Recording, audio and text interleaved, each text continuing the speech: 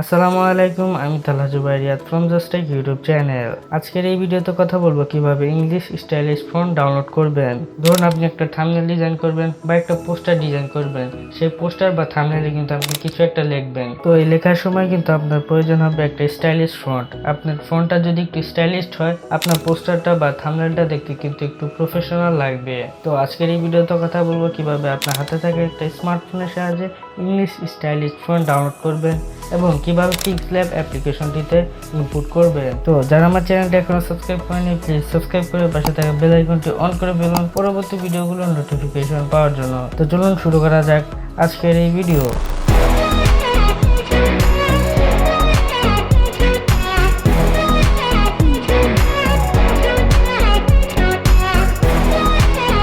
তো আমাদের কিন্তু মোবাইল ফোন থেকে ক্রোম ব্রাউজারটি ওপেন করতে হবে। তারপরে এই সার্চ অপশন থেকে সার্চ করব thefont.com লিখে।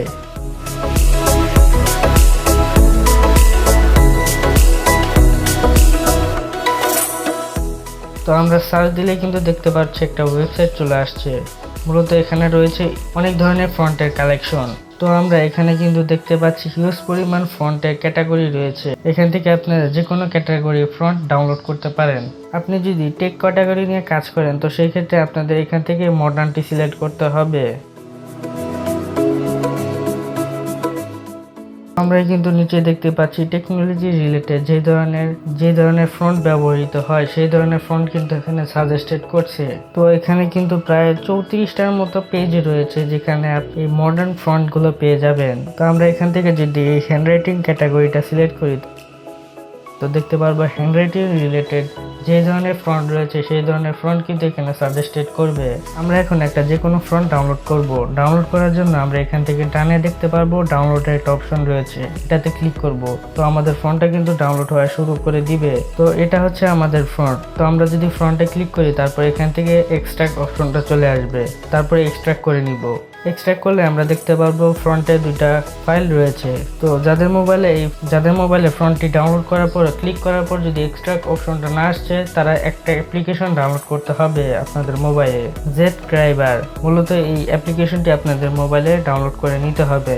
তাহলে আপনারা এই অ্যাপ্লিকেশনটির সাহায্যে যে কোনো এক্সট্রাক্ট ফাইল আপনারা এক্সট্রাক্ট করে নিতে পারেন। এটা ডাউনলোডও কিন্তু ভিডিও ডেসক্রিপশন বক্সে থাকবে, সেখান থেকে ডাউনলোড করে নিতে পারেন। তারপরে আমাদের কি করতে হবে, Pixellab অ্যাপ্লিকেশন ওপেন করব। তারপর উপরে বামে প্লাস আইকনে ক্লিক করে একটা টেক্সট লেয়ার নিয়ে নিব।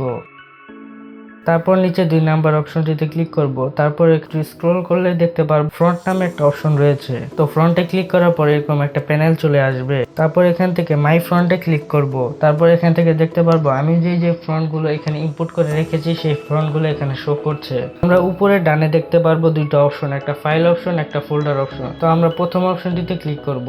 তারপর আমাদের ফ্রন্ট ডাউনলোডকৃত ফ্রন্টে যে ফাইলে রয়েছে সেই ফাইলটি আমাদের সিলেক্ট করে দিতে হবে। যেহেতু আমাদের ফ্রন্টটি রয়েছে ডাউনলোড ফাইলে তো আমরা ডাউনলোড ফাইলে ক্লিক করে সেই ফ্রন্টটি সিলেক্ট করে দিব।